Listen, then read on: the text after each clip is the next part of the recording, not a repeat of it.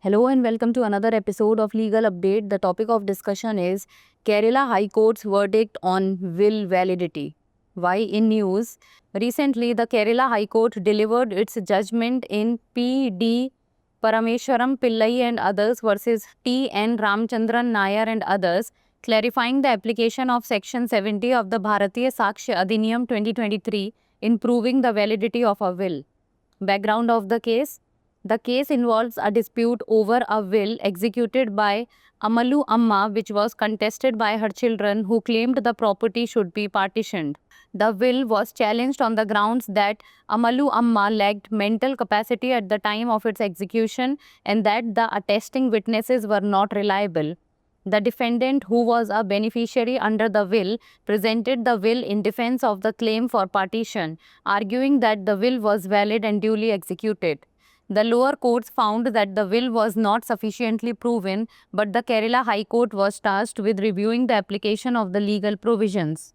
Court observation. The bench of Justice M.A. Abdul Hakim observed that Section 70 of BSA cannot relax the mandatory requirements of Section 63C of the Indian Succession Act for proving a will's validity. Court can assess overall evidence if attesting witnesses fail. Beneficiaries' evidence can be considered as other evidence. The registration of the will cannot be dismissed and can be used to support the evidence as per the presumption under Section 114E of the Evidence Act.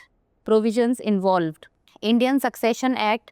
The Act requires the proper execution and attestation of a will with provisions under Section 63C for its proof. Section 70 of the BSA stands for proof when attesting witness denies execution, allows the execution of a document to be proven by other evidence if the attesting witness denies or fails to recollect the execution. This provision ensures that the document's validity is not compromised due to the inability of an attesting witness to testify, allowing other relevant evidence to be considered to establish the document's execution. Case laws. Itup Varghese versus Polos and others, the court held that if an attesting witness denies attestation, the court can rely on other evidence to establish the will's execution.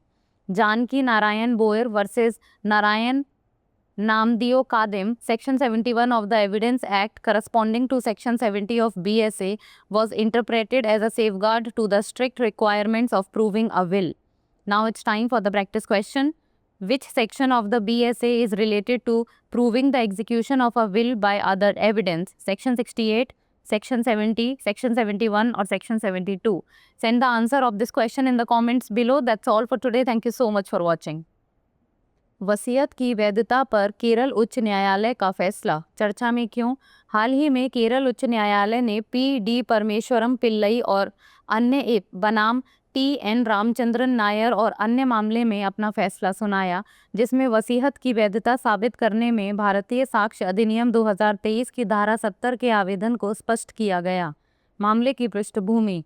यह मामला अम्मालू अम्मा द्वारा निष्पादित वसीयत को लेकर विवाद से जुड़ा है, जिसका उनके बच्चों ने विरोध किया और दावा किया कि संपत्ति का बंटवारा किया जाना चाहिए। वसीयत को इस आधार पर चुनौती दी गई कि इसके निष्पादन के समय अम्मालू अम्मा में मानसिक क्षमता का अभाव था और सत्यापन करने वाले गवाह विश्वसनीय नहीं थे। प्रतिवादी, जो वसीयत के तहत लाभार्थी था, ने हिस्सेदारी के दावे के बचाव में वसीयत प्रस्तुत की, यह तर्क देते हुए कि वसीयत वैध और उचित रूप से निष्पादित की गई थी। निचली अदालतों ने पाया कि वसीयत पर्याप्त रूप से सिद्ध नहीं हुई थी, लेकिन केरल उच्च न्यायालय को कानूनी प्रावधानों के अनुप्रयोग की समीक्षा का कार्य सौंपा गया। न्यायालय की टिप्पणी। न्यायमूर्ति S.A. अब्दुल हकीम की पीठ ने कहा कि BSA की धारा 70 वसीयत की वैधता साबित करने के लिए भारतीय उत्तराधिकार अधिनियम की धारा 63C की अनिवार्य आवश्यकताओं में ढील नहीं दे सकती। यदि साक्ष्य देने वाला गवाह असफल हो जाता है तो न्यायालय समग्र साक्ष्य का मूल्यांकन कर सकता है। लाभार्थी के साक्ष्य को अन्य साक्ष्य माना जा सकता है।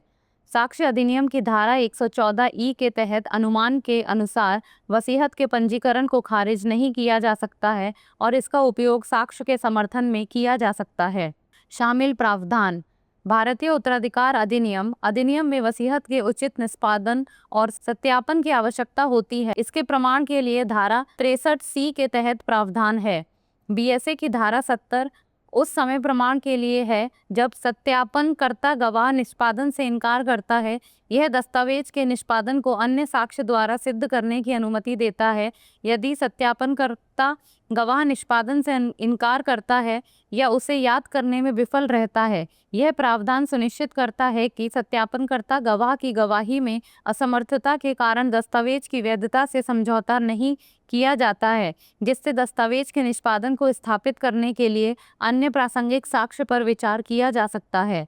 संबंधित केस इत्तूफ वर्गीस बनाम पोलोज एवं अन्य न्यायालय ने माना कि यदि सत्यापन करने वाला गवाह सत्यापन से इनकार करता है तो न्यायालय वसीयत के निष्पादन को स्थापित करने के लिए अन्य साक्ष्यों पर भरोसा कर सकता है। जानकी नारायण भोईर बनाम नारायण नामदेव कादिम साक्ष्य अधिनियम की धारा 71 बीएसए की धारा 70 के अनुरूप की व्याख्या वसीयत को साबित करने की सख्त आवश्यकताओं के लिए एक सुरक्षा उपाय के रूप में की गई थी।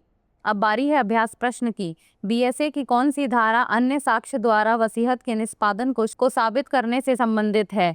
धारा 68, धारा 70, धारा 71 या धारा 72? आप इस प्रश्न का उत्तर कमेंट सेक्शन में दे सकते हैं। आज के लिए इतना ही, धन्यवाद।